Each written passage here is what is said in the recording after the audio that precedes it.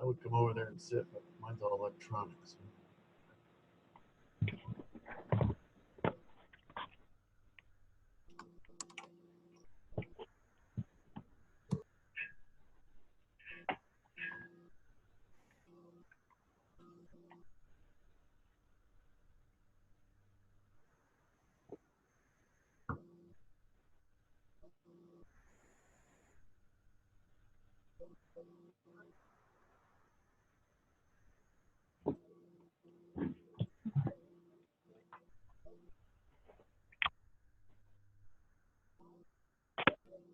Hi, everybody. Good morning. Looks like we have a couple of folks on the call, so we will go ahead and get started. Thank you so much for taking the time to join us this morning. This webinar is intended to provide interested applicants with an overview of the available funding opportunities being provided by Idaho Career Technical Education. Just to check in really quickly, can everybody hear me okay? I can, thank you. Awesome. It looks like we have one comment in the chat box. Good. So if anyone has any comments throughout the presentation, feel free to use the chat box available. So in this webinar, we will also provide an explanation of expectations for grant recipients, an overview of the application process, and a chance to ask questions. This webinar is being recorded, and the recording slides and the transcript of the question and answer session will be made available on our grant website. So the purpose of this grant competition is to identify and fund local providers for adult education. The application process was designed to determine whether and to what extent an applicant has the capacity and experience to carry out a quality adult education program. So as we go through today's webinar and as you look through the application materials, please keep in mind that we're not asking for, nor do we expect a detailed description of every aspect of your operations. Rather, we're asking applicants to describe what need they are addressing, what activities they will carry out to meet that need, and how they are uniquely qualified to do so. So selected applicants may be asked for further details about their proposed program during the negotiation process.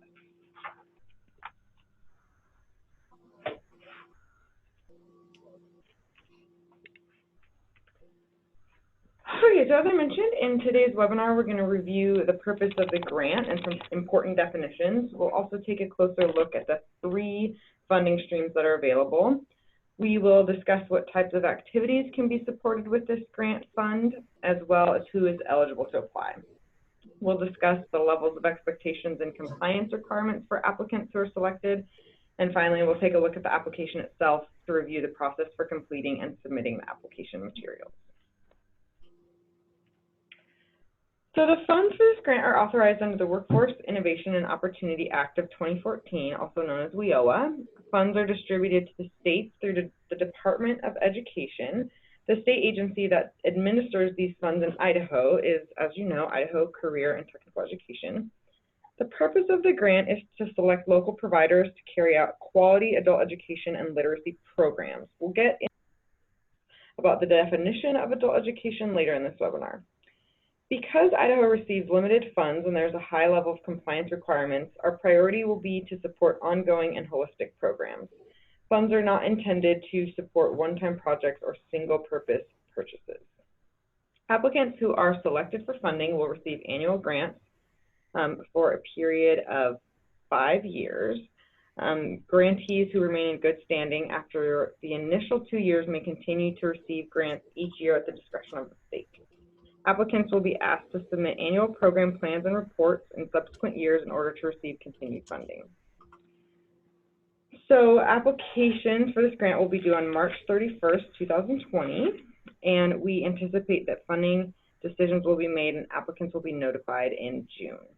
At this time, the state office does not have final figures from either the U.S. Department of Education or the Idaho State Legislature.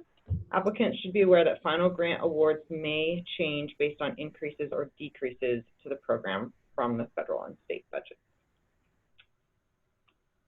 So now we'll talk about some important definitions. These definitions are intended to help potential applicants determine whether this grant aligns with the programs and services they provide and if this funding is a good fit for them. Adult education generally comprises two types of instruction. The first, which has a rather redundant name, is adult education and literacy. The second is English language acquisition. Both strands of instruction are intended to help adult students age 16 or older improve their skills for the purposes of getting their high school equivalency, getting ready for college, or finding a job or improving their employment. In some programs, these two strands of instruction may be blended or contextualized to provide a holistic approach to student skill building. Adult education is defined as academic instruction from beginning literacy up to the college readiness level that increases as an individual's ability to read, write, and perform mathematics. It may also include activities such as digital literacy and workplace readiness. English language acquisition is instruction designed to help eligible individuals who are English language learners achieve competence in reading, writing, speaking, and comprehension of the English language. So in Idaho, our priority populations are folks with barriers that are specific to adult education. This includes a wide variety of groups. Most importantly for our purposes, this includes individuals with low levels of literacy, individuals who are English language learners, and individuals facing substantial cultural barriers. Other affected groups include low-income individuals, persons with disabilities, people experiencing homelessness, youth who have aged out of the foster care system, and a number of other groups of people whose circumstances may prevent them from finding meaningful employment. A complete list of such populations as specified in statute can be found in the full grant application. The only eligibility requirement for the people served with these grant funds is that they are age 16 or older and have some literacy or English language skills below the college-ready level. However, applicants should keep in mind that programs funded under this grant are expected to prioritize service for people who face significant barriers to employment.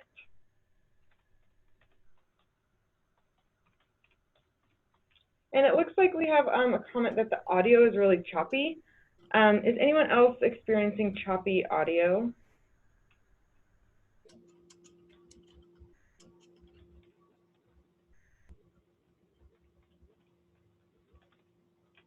I think if you call in through your computer, it might be, or I'm sorry, if you call in through an office phone, it might be easier.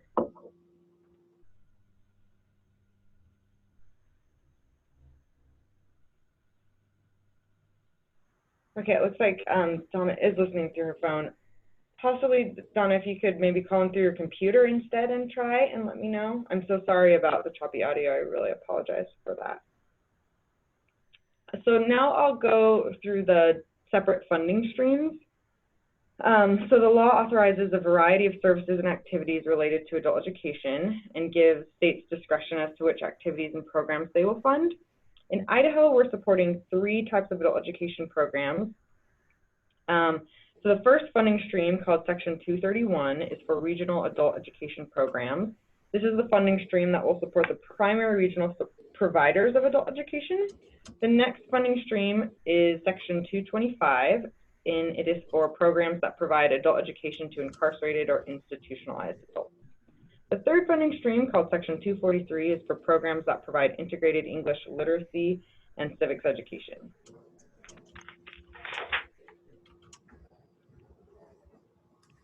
So now we'll dig a little deeper into Section 231. The purpose of Section 231 funding is to select a single regional provider in each of Idaho's 6 service delivery regions.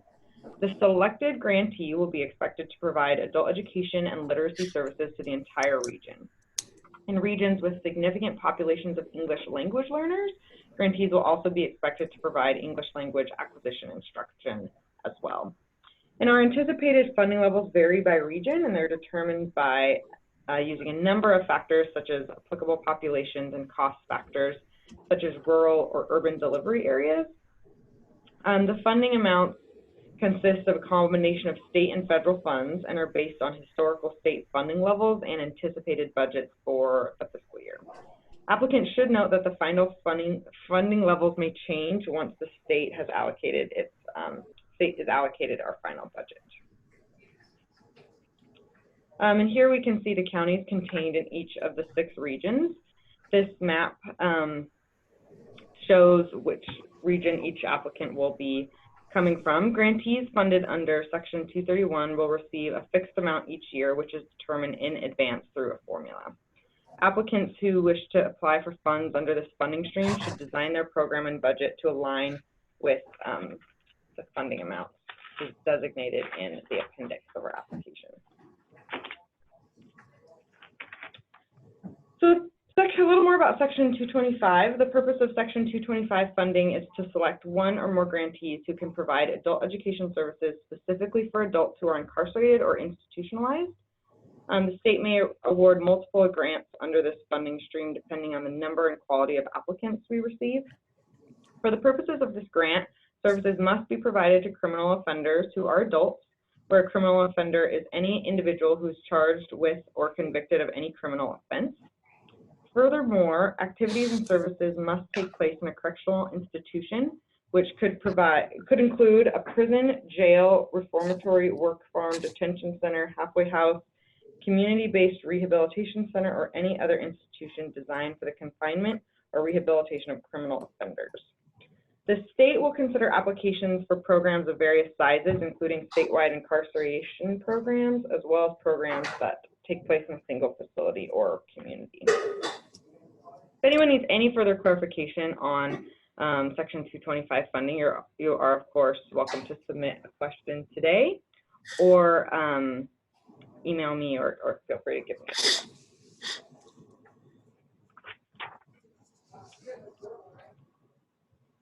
Section 243, the purpose of Section 243 funding is to provide integrated English literacy and civics education. These are education services provided to English language learners who are adults, including professionals with degrees and credentials in their native countries.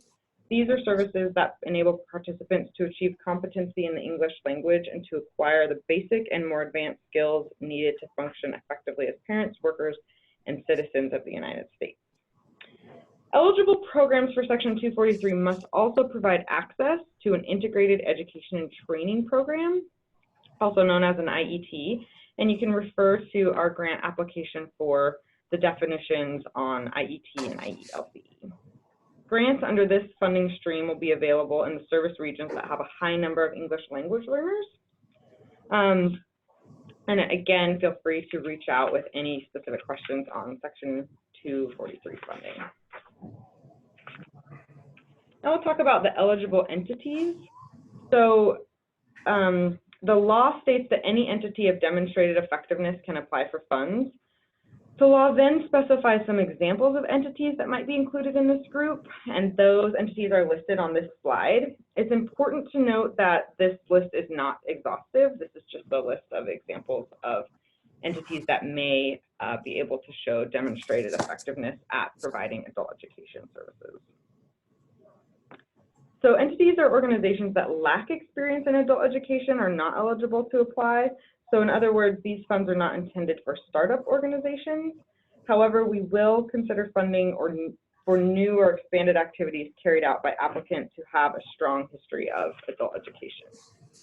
So applicants can refer to the application packet for a complete description and definition of demonstrated effectiveness. So applicants should also note that these grant funds come with a high level of expectation compliance. Over the next 4 slides, we will be going over some of the most important expectations and requirements of which applications should be aware. Applicants who are selected to receive grants will receive hands-on technical assistance and training from Idaho Career Technical Education and may also qualify for additional funds to cover the cost of training, professional development, and other activities related to program quality and compliance. So we'll go over the major compliance elements, and interested applicants are welcome to clarify or ask for more information when we open the floor for questions. It is better. So I'll just kind of quickly go over these slides. So grantees must adhere to all state and federal rules, regulations, and policies regarding the expenditure of federal funds. Grantees must use federal funds to supplement, not supplant, local funds.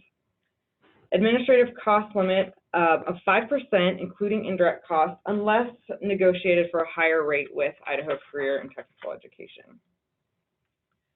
Grantees must collect student data, and this includes the use of pre and post tests and standardized test assessments that are approved by our federal counterparts. Grantees must enter data into our state's management information system, which is called IMAS. Grantees must submit regular reports as specified by Idaho Career and Technical Education. Grantees are subject to monitoring and evaluation and are expected to contribute to the state's performance targets and support Idaho's state plan. Grantees are, of course, expected to participate in professional development activities and make such activities available to staff. And then grantees are expected to participate in the WIOA one-stop system and collaborate with other community partners.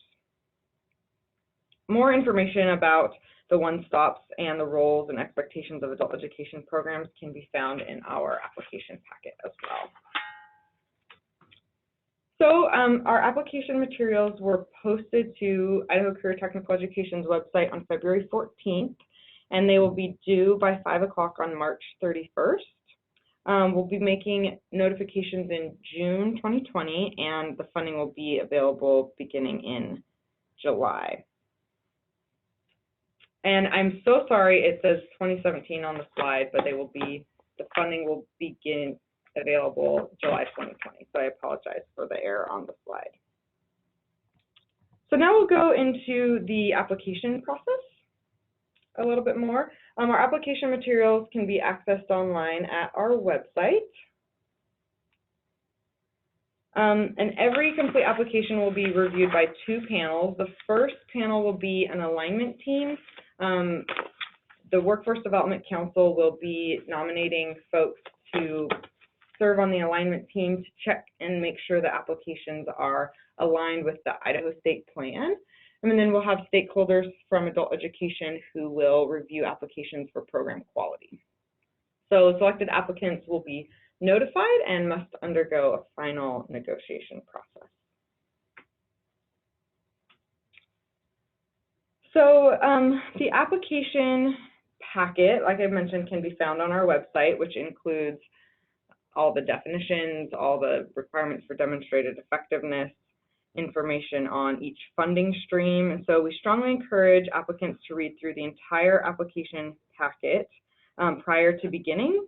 And we encourage applicants to skim the materials in the appendix section of the application to be familiar with all definitions and be really familiar with all the information before starting the application process.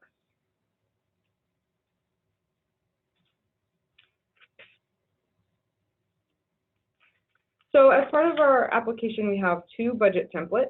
An applicant should use the budget templates provided on the web page to create and submit their proposal budgets.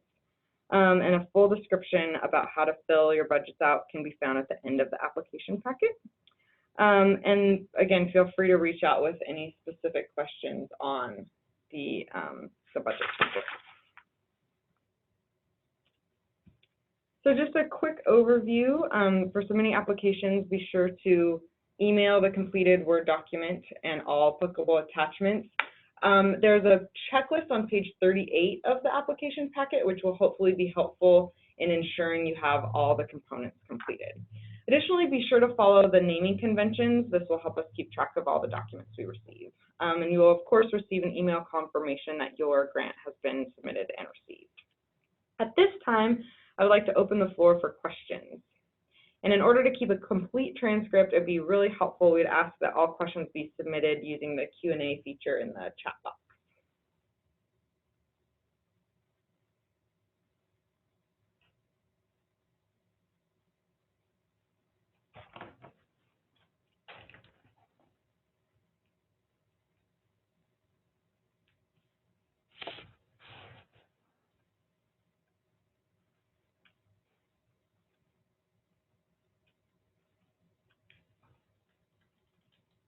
No questions? I don't see any questions coming up in the chat box, so I'll give just a couple of minutes for folks. Can you hang on, Molly? If you have a question, oh yeah. I have a question. I'm typing, so hang on. Oh yeah, okay, no rush. I'll be here.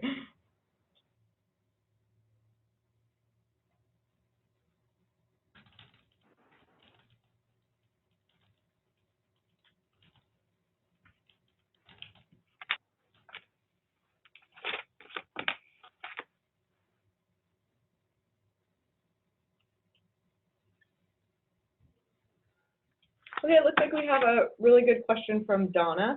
The components of the application that have the word state in parentheses, those our federal requirements require us to show applicants when a question is a state question. Those are definitely questions you need to answer. We're just required to show that that's a state question, not a federal question, but it is a required question.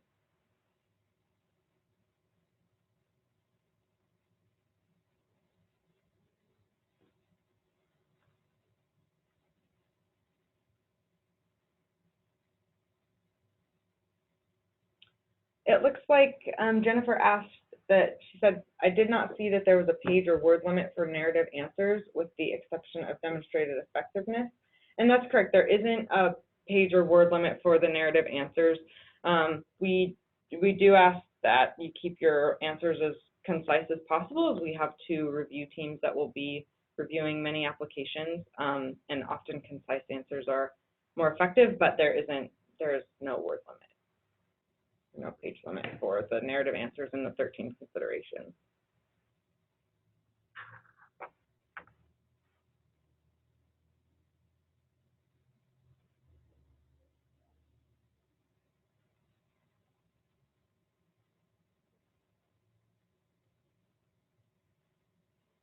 Looks like Jennifer is asking, can we access outcomes through IMAS with regard to employment post-secondary for the past 2 years?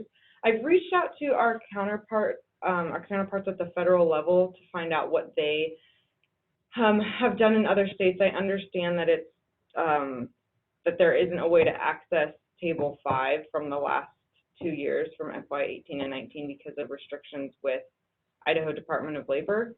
So I will follow up with you all on that question when I get more information from our federal area coordinator. And for Alan Miller's question about the regional service areas economic needs in the state plan, we will be publishing the adult education section of the state plan to our website this week, and on March 2nd, a draft of the state plan will be available for public comment on the Workforce Development Council's website. So I'll be putting up a link to the Workforce Development Council's website on our CTE WIOA Title II grant landing page. So that will be available on March 2nd.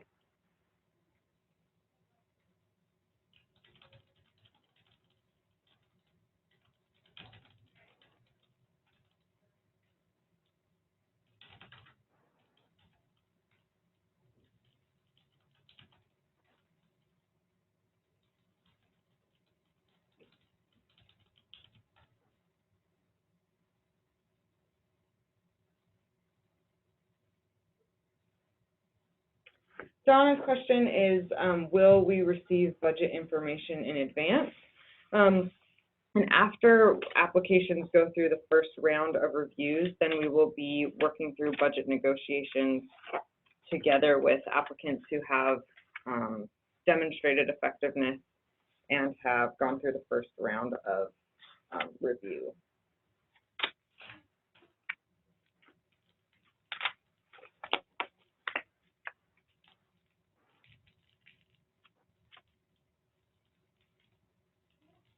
It looks like Jennifer is letting us know that page 37 of the application has a fund amount for IELCE, but refers to section 225. And I think that may have been a typo, so I apologize for that. So I'm pulling up the application now to confirm. And Rena would like to discuss administrative costs a little more. And Rena, I can call you. Rena, I think it would be probably easiest and best for us to set up a call one-on-one to chat about administrative costs a little more, if that would be okay with you.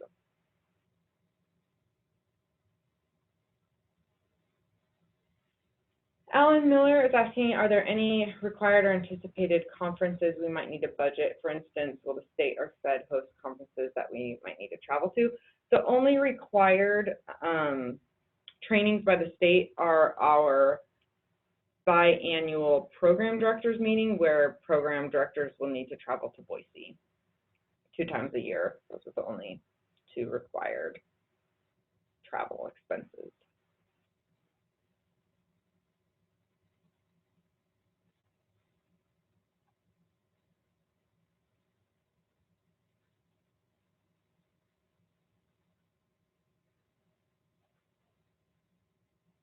Any other questions?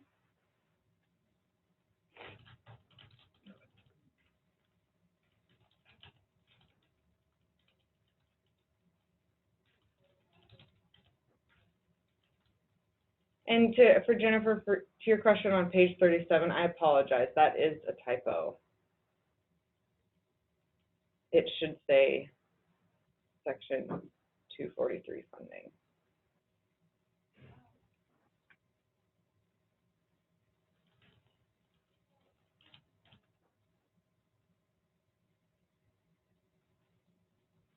Yes, Donna, to Donna's question, yes, that is correct.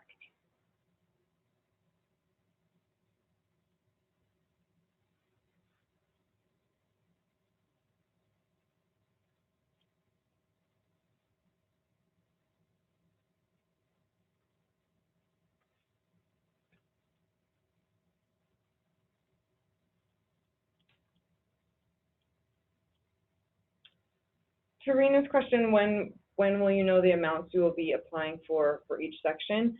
That is some information that I'm waiting on from our federal support team, our federal area coordinator, and I'll be able to follow up with you on that when I get more information.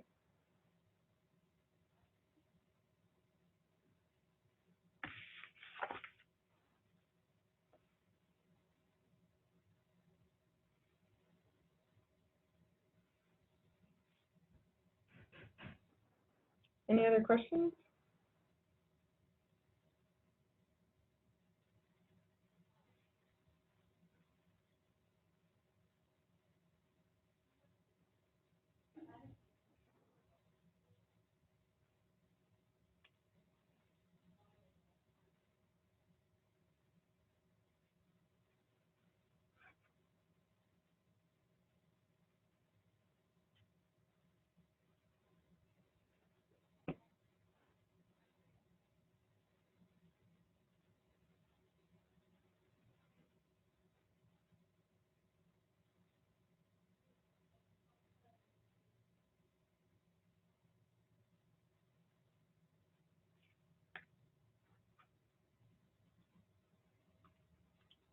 Sabrina has another question on unallowable costs. It talks to GED administration and test fees.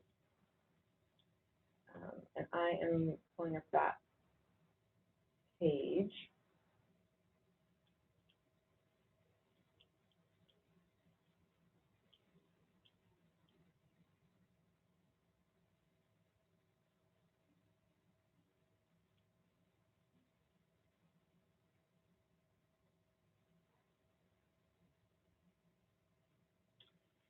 Yeah, so I believe that that's referring to paying for GED test fees for students, and that comes from our federal regulations. And I apologize that I don't have more context as to why that's unallowable. I just know that that comes from our federal regulations.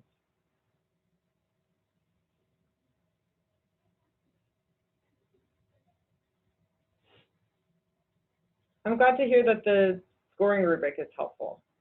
Thank you so much, Alan, for that. Appreciate it.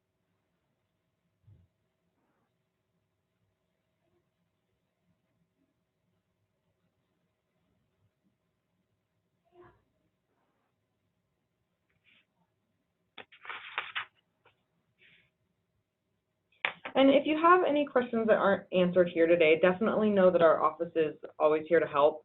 If any portion of the application isn't clear, or if you don't understand what or how a document should be formatted or submitted, we're always here to provide clarification and technical assistance. So my direct line is here on the slide, and my office door is always open, so always open for any questions at any point in the process.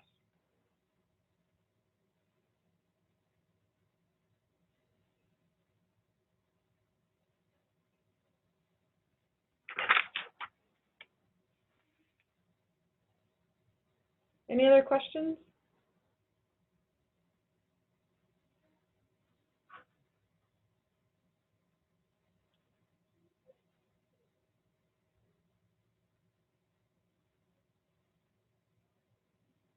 All right, with that, we will conclude our informational webinar. As I mentioned, please feel free to reach out with any questions at any point in the process, and I will be following up with a few of you about the specific questions you asked. Thank you all so much for your time today. I really appreciate it. Thank you, everyone.